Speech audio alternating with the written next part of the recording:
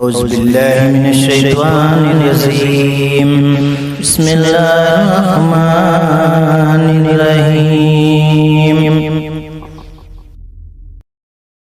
نہیں کرے، کس طریقے سے عبادت کی اللہ کی، کس طریقے سے نہیں کی۔ اللہ تعالیٰ تو قرآن میں ہر جگہ پہ کہا کہ میری عبادت کرو، میرے سوا کوئی تمہارا رب نہیں۔ اور جتنے بھی پیغمبر آئے سبوں نے یہی دعوت دی کہ صرف ایک اللہ کی عبادت کرو، اور تمہارا کوئی پالنے والا نہیں، کوئی کھلانے والا نہیں، کوئی پلانے والا نہیں، کوئی رہبر نہیں سوائے اللہ کے۔ اللہ جو ہے ہر تمہاری جو ہے ضرورتوں کو دنیا میں پورا کر رہے ہیں۔ سوچو، ہم جو ہے بھٹکے ہوئے ہیں، ہم اور آپ کیا ہے، بھٹکے ہیں ادھر ادھر، یہ وہ بولا یہ بولا، ادھر جا رہے ادھر جا رہے۔ کل قیامت کے روز یاد رکھو، اللہ کے سامنے جب ہمارا سوال جواب ہوگا تو کوئی نہیں آئے گا، نہ پیر آئے گا، مرید آئے گا، نہ مرشد آئے گا، کوئی بھی نہیں آئے گا۔ صرف ہمیں اور اللہ سامنے ہوگا، ہمیں جواب دینا پڑے گا، اللہ کے سامنے جو ہے ہمیں جواب دینا پڑے گا۔ تو آج سے ہمیں جو ہے سوچ لینا چاہیے کہ ہم جو ہے اللہ کو جواب دینا ہے، ہم کیا صحیح کر رہے ہیں، کیا غلط کر رہے ہیں، دماغ لگا لینا چاہیے۔ اور یا تو اب سوتے ہیں، سوتے وقت جو ہے اللہ کو یاد کرو کہ ہم دن بھر میں 24 گھنٹہ اللہ تعالیٰ ہمارے کو دیے ہیں، یہ 24 گھنٹے میں ہم اللہ کو کتنا یاد کر رہے ہیں، کتنی اس کی عبادت کر رہے ہیں، اور کتنا وہ ہمارے کو دے رہا ہے، کتنی جو ہے ہمارے کو اللہ تعالیٰ جو ہے دے رہا ہے، اور کتنا ہم اس کی عبادت کر رہے ہیں، کتنی نہیں کر رہے۔ یہ ہمیں اور آپ کو سوچنا چاہیے۔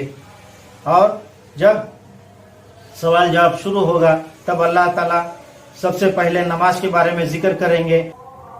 سوچو ہم کیسا جواب دیں گے اللہ تعالیٰ کے سامنے، اور کس طریقے سے ہم نے جو ہے عبادتیں کی ہے، اور کس طریقے سے ہم نے اللہ کے راستے پہ جو ہے چلا ہے۔ اور یہ نہیں کہ صرف آدمی کے لیے نہیں ہے یہ سوال ہماری مائیں بہنیں ہیں، سب انسانوں سے ہوا، اللہ کے سامنے دینا پڑے گا، ہر انسان کو اس کا جواب دینا پڑے گا۔ یہ اللہ تعالیٰ جو ہے سوال کریں گے، اس کا جواب ہمارے کو دینا پڑے گا، یا عورت ہو یا آدمی ہو، کوئی بھی ہو، ہماری مائیں بہنیں ہیں یا ہم ہیں، تو سب کو بھی اللہ تعالیٰ کھڑا کریں گے اور یہ سوال جواب کریں گے کہ ہم نے کس طریقے سے عبادت کی ہے۔ اللہ تعالیٰ نے تو ہر چیز بتا دی قرآن میں، کس طریقے سے نماز پڑھنا ہے۔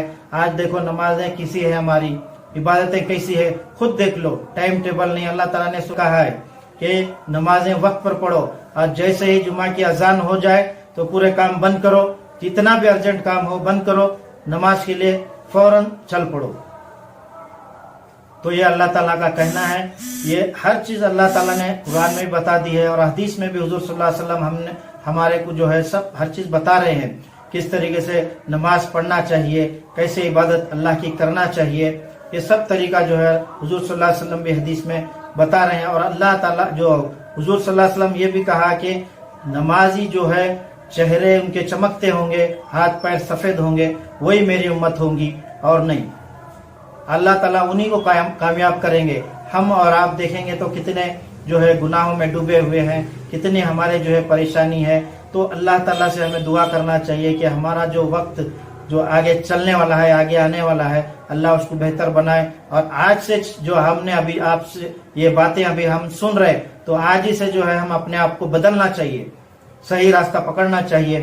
اب جیسے کہ دیکھ لو دنیا کے اندر، جیسے ابھی مقدمہ کے اندر جیسے اللہ تعالیٰ جیسے حساب لیں گے ہمارے سے، وہ قیامت کے دن۔ اب دنیا میں ہم دیکھ لو کہ جیسے کچھ چیز ہو جاتی ہے، کسی کا کوئی مرڈر کر دیتا ہے، کوئی انسان کر دیا یا نہیں کیا، بے گناہ ہے، لیکن زبردستی اس کو پولیسوں نے پکڑ کر لے کے گئے اور کورٹ میں حاضر کر دیے کہ اس نے جو ہے مرڈر کیا ہے، اس کے ساتھ میں مطلب یہ ایک انسان کو اس نے قتل کیا ہے۔ تو جب جج کے سامنے اس کو پیش کیا جائے گا، جب جج کے سامنے جب وہ کھڑا ہوگا تو جج اس کو پوچھیں گے بھائی تمہارا کوئی گواہ، کوئی لائر کوئی ہے، لے کے آؤ، یا تمہارا کوئی رشتے والا کوئی، یا تو کوئی بیٹا ہے لائر جو آپ کی جو ہے وکالت کرے۔ تب دنیا کے اندر بھی دیکھ لو کہ جو ہے سزا، اگر آدمی مرڈر کر دیا، اگر نہیں کیا ہے، وہ کیا نہیں ہے، اس نے بے گناہ ہے، تو وہ اپنے آپ کو کیسا اس نے بچانا ہے، وہ کیسے بچائے گا؟ اب اس کا بیٹا بھی جو ہے لائر نہیں ہے، اس کے پاس پیسے بھی نہیں ہے، تو لائر کے لیے بھی آج کل کیا ہے، پیسے ہوتے، پیسے دیں گے تو آپ کو لائر ملے گا، وہ آپ کے لیے لڑے گا۔ یہ سب آپ دنیا میں دیکھ رہے ہیں۔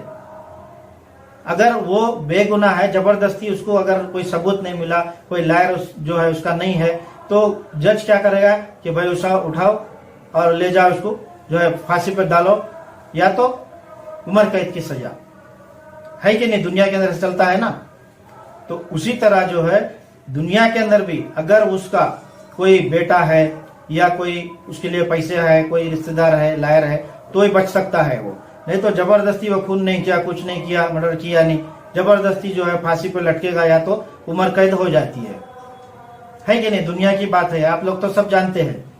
अच्छा, फिर दूसरा जो है, जब अल्लाह ताला जो है सवाल जवाब करेंगे, समझ लो कि हमारे और आपके पास जो है खाली गुनाह है और इबादतें सही नहीं है, इबादत हमारी सही नहीं है, खाली हम गुनाह में हैं, तो अल्लाह ताला क्या करेंगे? फिर हमारे जो है अमाल देखेंगे, हमारे बच्चे जो है, हमने जो हमारी जो औलादें हैं उनको देखेंगे कि इनकी औलाद, इसकी औलाद जो है दुनिया में क्या कर रही है, ये अपनी औलाद को जो है नेक बनाया है, सही रास्ता सिखाया है, सही रास्ता बताया है, या दीन हक पर जो है बच्चों को रखा है या नहीं, ला इलाहा की दावत दी है या नहीं, तौहीद पे बच्चों को लगाया है या नहीं, ये देखेंगे। अगर उसने तौहीद पे अगर बच्चों को रखा है, जब सही रास्ते पे बच्चे हैं उसके, अगर वो चला गया है दुनिया से, तो अल्लाह के सामने सवाल जवाब होगा। तो अल्लाह ताला जब उसके जो है बच्चों को देखेंगे, अगर कोई भी उसका बच्चा हो या उसने लेके पाला हो, यतीम बच्चा भी हो, अगर उसने तौहीद की दावत देकर गया है दुनिया में, और दूसरा उसने अगर मस्जिदें बनाया है, मस्जिदें के लिए पैसा लगाया है, जब तक मस्जिदें रहेंगी तो अल्लाह ताला उसके गुनाह को, अजाब को कम करेंगे आखिरत में। और यहाँ पर उसका बेटा अगर है या उसको तौहीद की दावत दिया है, खुद गुनाह में रहा, लेकिन बेटे को अगर उसने सही रास्ते पे लगाया है, अगर उधर जो है अल्लाह ताला इसके बेटे को इसने देखेंगे कि इसने सही रास्ते पे रखा है, तो अल्लाह ताला क्या करेंगे कि उसको जो है बेटे की जैसे जैसे उसकी इबादत होगी उसी तरह से उसको सजा भी वहां कम होंगी, और वो सजा से जो है बरी होते रहेगा। नहीं तो अल्लाह ताला बेहतर जानता है कि कितनी सजा उसको होनी है। जो गुनहगार है, जो इबादत नहीं किया है, जो गुनाह में ही रहा है दुनिया के अंदर, और उसका बेटा भी नहीं है, और उसका जो है कोई मस्जिदों को चंदा नहीं दिया, कुछ नहीं दिया, सिर्फ गुनाह है, तो फिर अल्लाह बेहतर जानता है कि उसका हाल क्या होगा। अल्लाह ताला कुरान में बहुत सी जगह पे कहते हैं कि कयामत जो है, कयामत आएगी तो बहुत भयानक होंगी, और जो है जहन्नम जो है उससे बुरी चीज है, जहन्नम से बचो और अपने अहियाल को बचाओ, अपने रिश्तेदारों को बचाओ जहन्नम से, वो इतनी बुरी जगह है। तो अल्लाह ताला बार बार जो है कुरान में हर चीज के बारे में बता रहे, हर चीज समझा रहे कि तुम कयामत जो है, कयामत से डरो, और जो है आखिरत में सवाल जवाब से पहले तुम्हारे जो अमाल जो पेश किए जाएंगे, तो तुम्हारे अमाल जो है सही होना चाहिए, उसमें कोई भी जो है गुनाह का और शिर्क का कोई ये नहीं होना चाहिए। अगर शिर्क भी रहा तो पूरे उसके जो भी अमल है पूरे बर्बाद कर देंगे अल्लाह ताला। फी हरद्दुन, अल्लाह ताला जो है पूरे अमाल उसके रद्द कर देंगे। सही भी रहा तो अगर शिर्क का एक भी उसके अंदर, उसके अमाल में अगर शिर्क की बू अगर जरा भी आ गई, अगर वो शिर्क में रहा और अमल भी किया, नमाजें सही, इबादत सही, सब सही, मगर शिर्क में रहा, उसी हालत में गुजर गया, तो अल्लाह ताला जो है उसके पूरे अमाल को रद्द कर देंगे। उसकी पूरी दुनिया की जो है जो इबादत थी सब जो है अल्लाह ताला खत्म कर देंगे, क्योंकि शिर्क को अल्लाह पसंद नहीं करते।